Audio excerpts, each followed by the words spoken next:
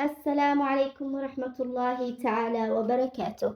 أهلا وسهلا بكم أعزائي المتابعين في كل مكان.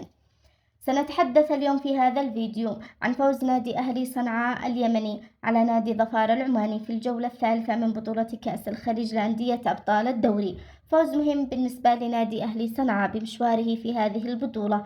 نحن شاهدنا اليوم مباراة أهلي صنعاء وظفار العماني، ولاحظنا أيضا بأن لدينا لاعبين أكفاء وعلى مستوى عالي، وطبعا استفادة كبيرة من المباراتين الماضية والذي من خلالها خسرها نادي أهلي صنعاء. وتكلمنا بأن الانسجام سيكون مهما في هذه المباراة. شاهدنا الهدف الأول عن طريق اللاعب وحيد الخياط، أتى من جملة تكتيكية رائعة بدأت من اللاعب وحيد الخياط وانتهت بإقدام اللاعب وحيد الخياط بعدما قدمها اللاعب عبد الفاضل إسوانون للاعب الخياط ليسددها، معلنا الهدف الأول لمنتخب أهلي صنعاء.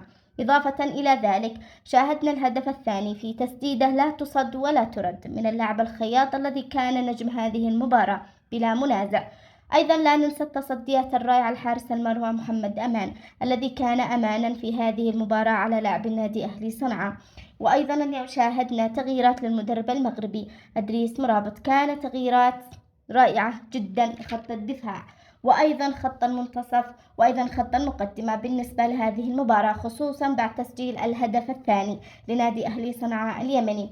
نتحدث عن تشكيلة نادي أهلي صنعاء الذي بدأ فيها المدرب المغربي كتشكيلة أساسية من خلالها انطلقت هذه المباراة.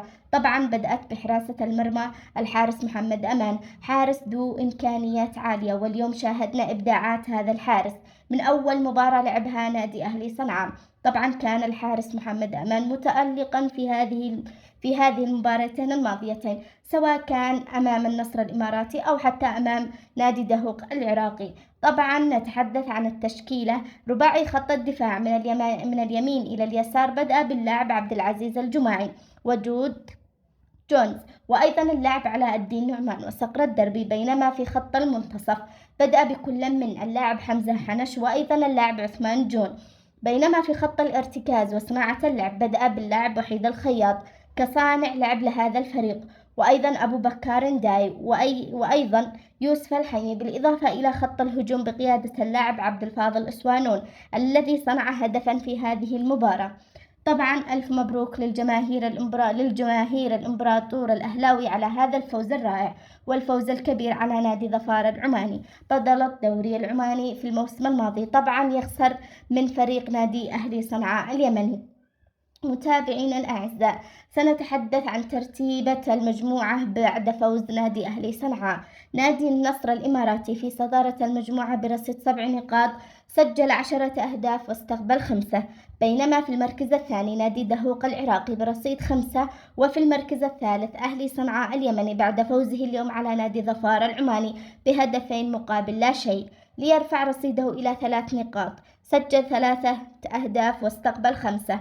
وفي المركز الأخير نادي ظفار العماني برصيد نقطة واحدة فقط. متابعينا الأعزاء، طبعا سنتحدث عن مباريات الجولة الرابعة من هذه البطولة والتي ستلعب بإذن الله تعالى في تاريخ 3 من شهر ديسمبر القادم. بعد أسبوع ستلعب هذه المباراة نادي ظفار العماني، وسيكون ضيفا هنالك على ملعب نادي الدحي في الدوحة قطر بضيافة نادي صنعاء اليمني، ونادي دهوق العراقي سيحل ضيفا هنالك على نادي النصر الإماراتي في الجولة الرابعة من هذه البطولة. بالتوفيق لنادي أهلي صنعاء اليمني ولاعبين نادي أهلي صنعاء. وبهكذا قد وصلنا بكم إلى نهاية الفيديو.